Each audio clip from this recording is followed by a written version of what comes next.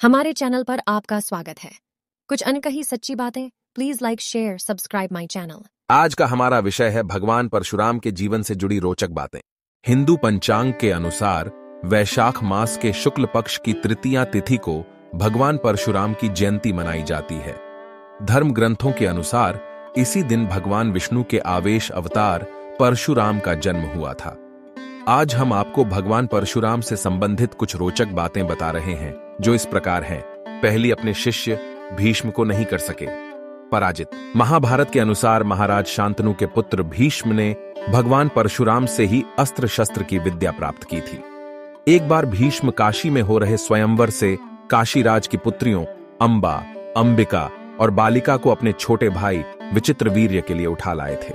तब अंबा ने भीष्म को बताया कि वह मन ही मन किसी और का अपना पति मान चुकी है।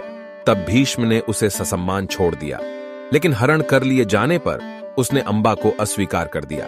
तब अंबा भीष्म के गुरु परशुराम के पास पहुंची और उन्हें अपनी व्यथा सुनाई। अंबा की बात सुनकर भगवान परशुराम ने भीष्म को उससे विवाह करने के लिए कहा, लेकिन ब्रह्मचारी होने के कारण भीष्म ने ऐसा करने से इनकार कर दिया। तब परशुराम और भीष्म में भीषण युद्ध हुआ और अंत में अपने पितरों की बात मानकर भगवान परशुराम ने अपने अस्त्र रख दिए। इस प्रकार इस युद्ध में न किसी की हार हुई न किसी की जीत। दूसरी, ऐसे हुआ भगवान परशुराम का जन्म। महर्षि भृगु के पुत्र रचिक का विवाह राजा गाधी की पुत्री सत्यवती से हुआ था।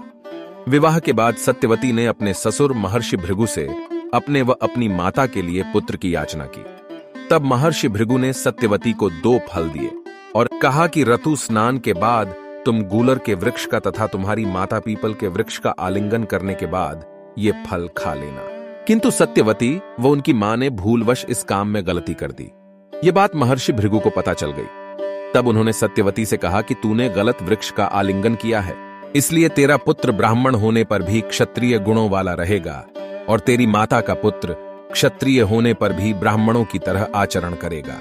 तब सत्यवती ने महर्षि भृगु से प्रार्थना की कि मेरा पुत्र क्षत्रिय गुणों वाला न हो, भले ही मेरा पौत्र पुत्र का पुत्र ऐसा हो। महर्षि भृगु ने कहा कि ऐसा ही होगा। कुछ समय बाद जमदग्नि मुनि ने सत्यवती के गर्भ से जन्म लिया। इनका आचरण ऋषियों के समान ही था। इनका विवाह रेणुका से हुआ। मुनि जमदग्नि के 4 पुत्र हुए, उनमें से परशुराम चौथे थे। इस प्रकार एक भूल के कारण भगवान परशुराम का स्वभाव क्षत्रियों के समान था। तीसरी, किया श्री कृष्ण के प्रस्ताव का समर्थन। महाभारत के युद्ध से पहले जब भगवान श्री कृष्ण संधि का प्रस्ताव लेकर धृतराष्ट्र के पास गए थे, उस समय श्री कृष्ण की बात सुनने के लिए भगवान परशुराम भी उस सभा में उपस्थित। परशुराम ने भी धृतराष्ट्र को श्री कृष्ण की बात मान लेने के लिए कहा था। नहीं हुआ था श्री राम से कोई विवाद। गोस्वामी तुलसीदास द्वारा रचित श्री रामचरितमानस में वर्णन है कि भगवान श्री राम ने सीता स्वयंवर में शिव धनुष उठाया और प्रत्यंचा चढ़ाते समय वह टूट गया। धनुष टूटने की आवाज सुनकर भगवान परशुराम भी वहां आ गए। अपने आराध्य शिव का धनुष टूटा हुआ देखकर वे बहुत क्रोधित हुए और वहां उनका श्री राम व लक्ष्मण से विवाद भी हुआ। जबकि वाल्मीकि रामायण के अनुसार सीता से विवाह के बाद जब श्री राम पुण्य अयोध्या लौट रहे थे, तब परशुराम वहां आए और उन्होंने श्री राम से अपने धनुष पर बाण चढ़ाने के लिए कहा। श्री राम ने बाण धनुष पर चढ़ाकर छोड़ दिया। यह देखकर परशुराम को भगवान श्री राम के वास्तविक स्वरूप का ज्ञान हो गया और वे वहां से चले गए। क्यों किया माता का वध? एक बार परशुराम की माता रेणुका स्नान करके आश्रम लौट रही थी। तब संयोग से राजा चित्ररथ भी वहां जल विहार कर रहे थे। राजा को देखकर रेणुका के मन में विकार उत्पन्न हो गया। उसी अवस्था में वह आश्रम पहुंच गई। जमदग्नि ने रेणुका को देखकर उसके मन की बात जान ली और अपने पुत्रों से माता का वध करने को कहा, किंतु मोहवश किसी ने उनकी आज्ञा का पालन नहीं किया। तब परशुराम ने बिना सोचे समझे अपने फरसे से उनका सिर काट डाला। ये देखकर मुनि जमदग्नि प्रसन्न हुए और उन्होंने परशुराम से वरदान मांगने को कहा। तब परशुराम ने अपनी माता को पुनर्जीवित करने और उन्हें इस बात का ज्ञान न रहे ये वरदान मांगा। इस वरदान के फलस्वरूप उनकी माता पुनर्जीवित हो गई। क्यों किया कार्तवीर्य अर्जुन का वध? एक बार महिष्मति देश का राजा कार्तवीर्य अर्जुन युद्ध जीतकर जमदग्नि मुनि के आश्रम से निकला। तब वह थोड़ा आराम करने के लिए आश्रम में ही रुक गया। उसने देखा कामधेनु ने बड़ी ही सहजता से पूरी सेना के लिए भोजन की व्यवस्था कर दी है, तो वह कामधेनु के बछड़े को अपने साथ बलपूर्वक ले गया। जब यह बात परशुराम को पता चली तो उन्होंने कार्तवीर्य अर्जुन की 1000 भुजाएं काट दी और उसका वध कर दिया। इसलिए किया क्षत्रियों का संहार। कार्तवीर्य अर्जुन के वध का बदला उसके पुत्रों ने जमदग्नि मुनि का वध करके लिया। क्षत्रियों का ये नीच कर्म देखकर भगवान परशुराम बहुत क्रोधित हुए और उन्होंने कार्तवीर्य अर्जुन के सभी पुत्रों का वध कर दिया। जिन जिन क्षत्रिय राजाओं ने उनका साथ दिया, परशुराम ने उनका भी वध कर दिया। इस प्रकार भगवान परशुराम ने 21 बार धरती को क्षत्रिय विहीन कर दिया, ब्राह्मणों को दान कर दी संपूर्ण पृथ्वी। महाभारत के अनुसार परशुराम का ये क्रोध देखकर महर्षि रचिक ने साक्षात प्रकट होकर उन्हें इस घोर कर्म से रोका। तब उन्होंने क्षत्रियों का संहार करना बंद कर दिया और सारी पृथ्वी ब्राह्मणों को दान कर दी और स्वयं महेंद्र पर्वत पर निवास करने लगे। परशुराम का कर्ण को श्राप। महाभारत के अनुसार परशुराम भगवान विष्णु के ही अंशावतार थे। कर्ण भी उन्हीं का शिष्य था। कर्ण ने परशुराम को अपना परिचय एक सूतपुत्र के रूप में दिया था। एक बार जब परशुराम कर्ण की गोद में सिर रखकर सो रहे थे, उसी समय कर्ण को एक भयंकर कीड़े ने काट लिया। गुरु की नींद में विघ्न न आए ये सोचकर कर्ण दर्द सहते रहे, लेकिन उन्होंने परशुराम को नींद से नहीं उठाया।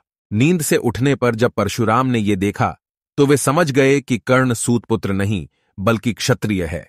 तब क्रोधित होकर परशुराम ने कर्ण को श्राप दिया कि मेरी सिखाई हुई शस्त्र विद्या की जब तुम्हें सबसे अधिक आवश्यकता होगी, उस समय तुम वह विद्या भूल जाओगे।